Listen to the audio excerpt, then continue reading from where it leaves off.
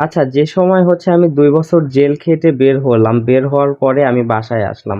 আসার পরে আমার বোনকে দেখলাম। আমার বোনকে ছোট দেখে গেছিলাম, দেখি ২ বছরে অনেক বড় হয়ে গেছে। আবার আমার মাকে দেখলাম ২ বছর পরে। আমার ভাইকে দেখলাম আমি ২ বছর পরে। তো মানে অনুভূতিটা যে কেমন ছিল দেখি আশেপাশে সবকিছু চেঞ্জ হয়ে গেছে। ঘর-বাড়ি, গাছপালা না সব চেঞ্জ হইলো আর চোখে চেঞ্জ হয়ে গেছে। মানে ২ বছর পরে হঠাৎ করে আসছি, মানে চেঞ্জ তো লাগবে, এটাই স্বাভাবিক।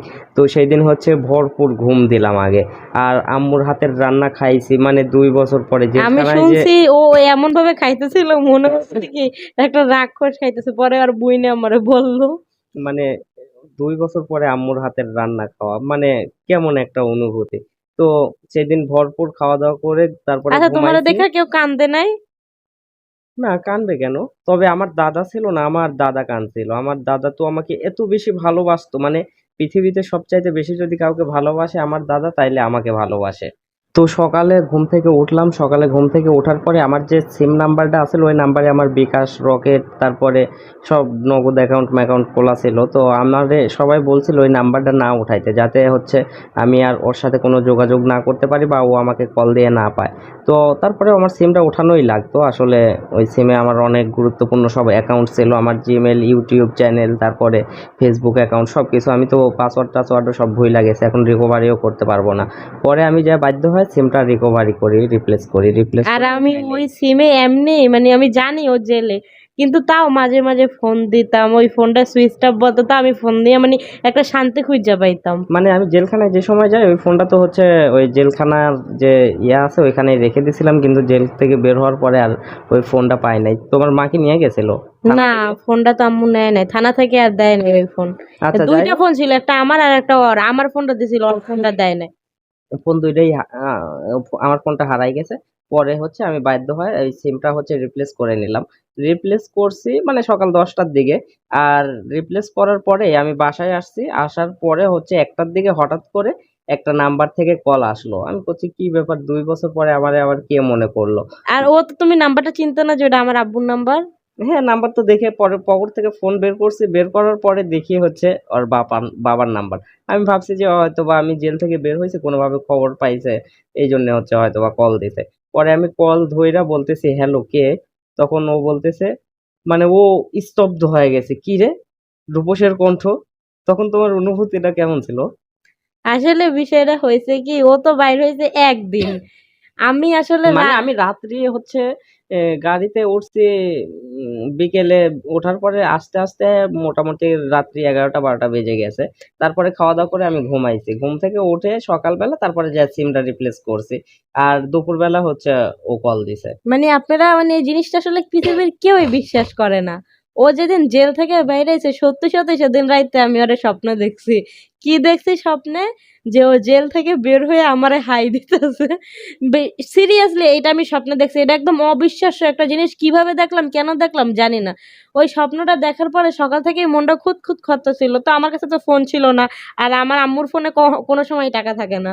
পরে আমার আব্বুর ফোনটা আমি ড্রয়ার থেকে বের কইরা আমি এমনি মানে মাঝে, মাঝেই ওর নাম্বারে আমি কল দিতাম। সেরকম আমি কল দিছি।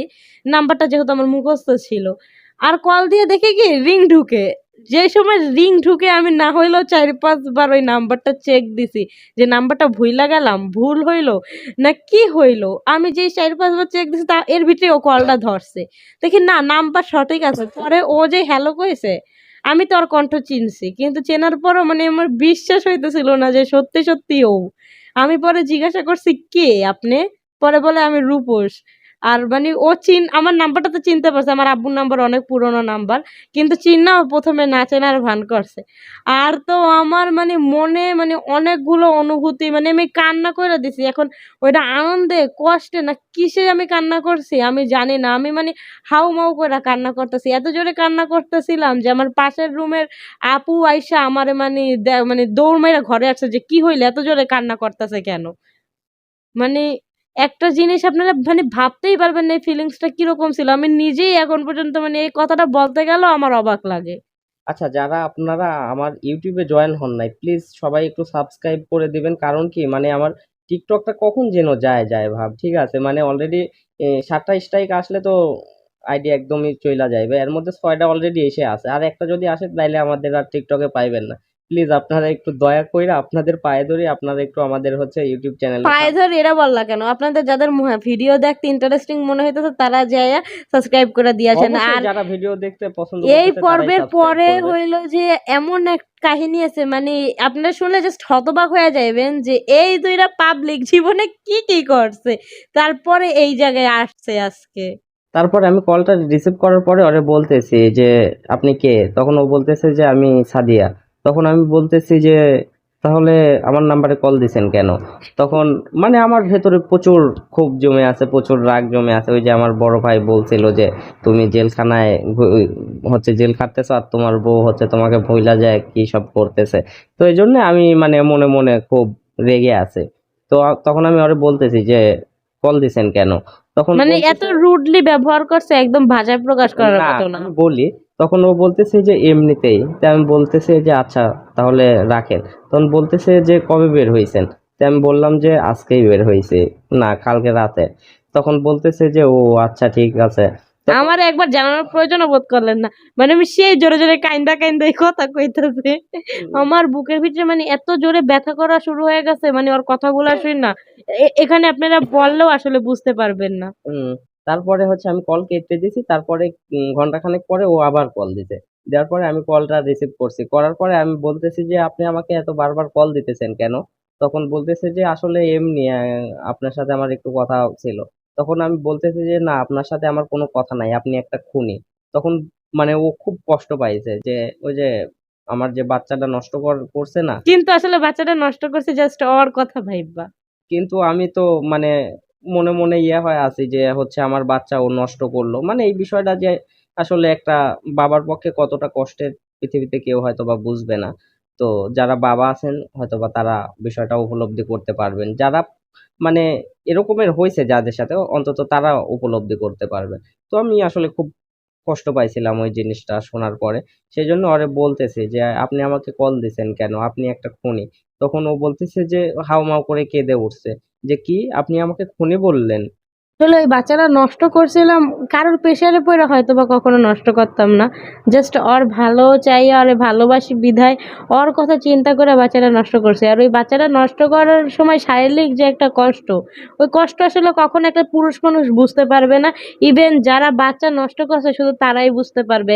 যাদের বাচ্চা মিসক্যারেজ হয়ে গেছে কিংবা বাচ্চা জন্ম দিচ্ছে তাদের কষ্ট থেকে ওই কষ্টটা আরো বেশি ভয়ানক। সেকেন্ডলি ওই বাচ্চাটা নষ্ট করার পরে যেই কয়দিন আমি মানসিক প্রেশারে কান্না করছি ওই বাচ্চাটার জন্য, কোনো একটা বাচ্চা দেখলেও আমি কান্না করতাম, আমার এরকম একটা অবস্থা ছিল।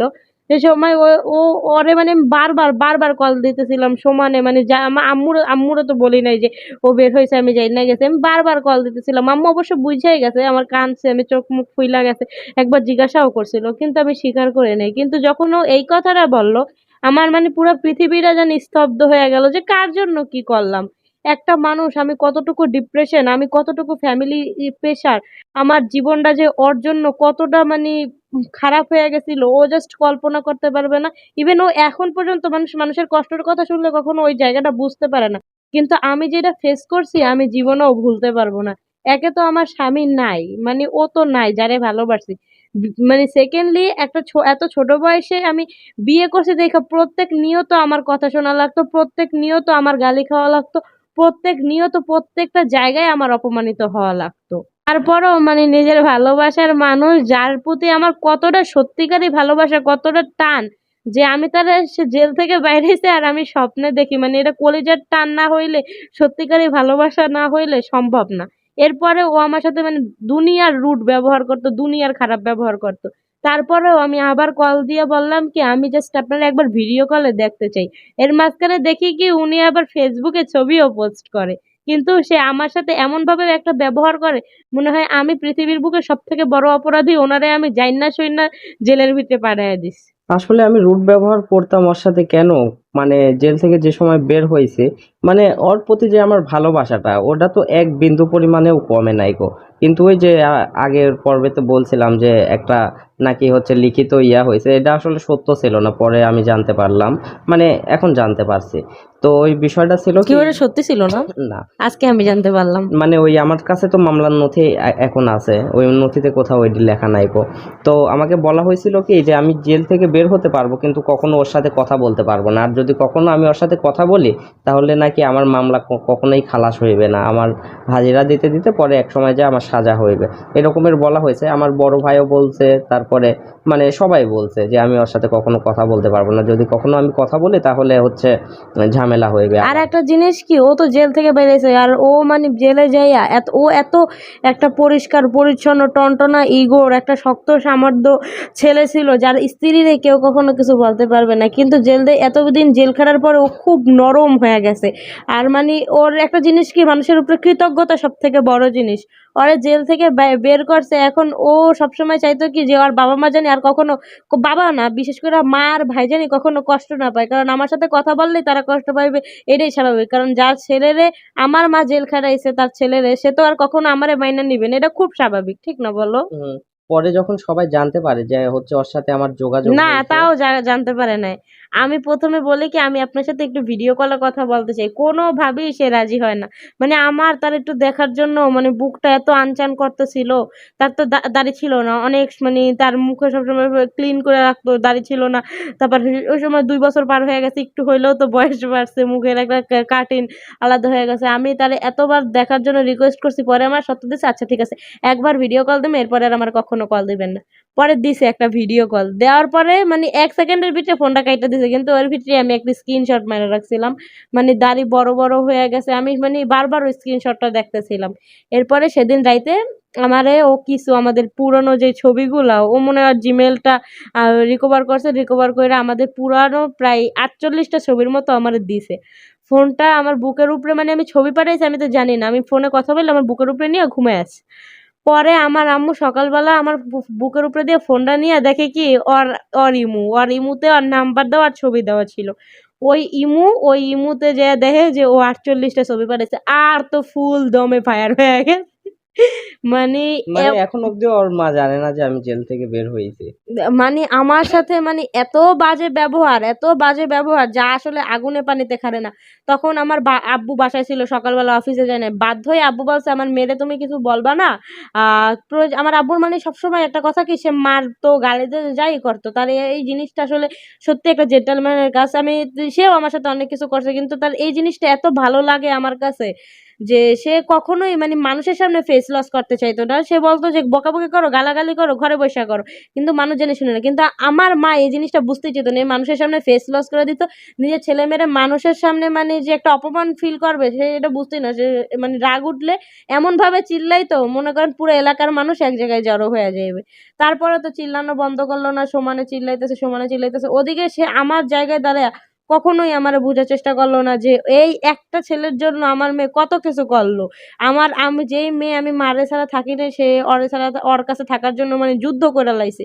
তারপরে সে ২টা বছর পরে যখন আমি জানতে পারি সে আমার জন্য জেল খাইটা বাইর হইছে, ততদিনে কিন্তু আমার হিউজ ফ্রেন্ড সার্কেল। আমি তাও সবকিছু মানে সবকিছু আমার কাছে ফিকা লাগলো যখন ও বাইরেছে। আমার শুধু ওরেই চাই এরকম মনে হইলো। তারপরও সে ওই জায়গায় দাঁড়ায়া আমার সাথে খারাপ ব্যবহার করতেছে যে ওর সাথে কথা বললো কেন? আরে স্বাভাবিক তো, আমি তো ওর সাথেই কথা বলবো। এই জিনিসটা বুঝতেই চাইতো না। কিন্তু আমি তো চাচ্ছিলাম যে যাতে হচ্ছে ও আমার সাথে কথা না বলে, যাতে হচ্ছে সম্পর্কটা যত দূর গড়াইছে আমি চাচ্ছিলাম যে যাতে আর কোনো ঝামেলা না হয়। মানে কারণ ও কি, এই জায়গায় সম্পর্কটা শেষ করে মানে দিতেছিল। মানে আমি তো জানি যে কাগজে কলমে সবকিছু ইয়া হয়ে আছে, আর যদি কোনোভাবে জানাজানি হয়ে যায় যে ওর সাথে আমি আবার যোগাযোগ করছি, তাইলে তো আমার ভাই প্রচন্ড কষ্ট পাবে, আমার ফ্যামিলি যে এত কষ্ট কইরা পরে বাইর করলাম, এত কষ্ট ২ কইরা। দিন যাইতে না যাইতেই ও আবার ওই মেয়ের লগে কথা হ্যাঁ, কইতো।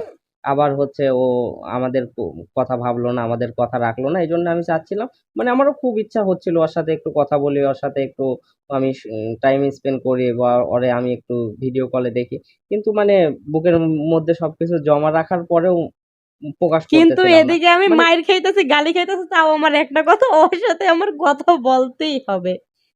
আচ্ছা, তারপরে কি হলো এগুলা কি বাকি পর্বে বলবো? হ্যাঁ। ভিডিওটা অনেক বড় হয়ে যাচ্ছে, ইনশাল্লাহ বাকি পর্বে বলবো।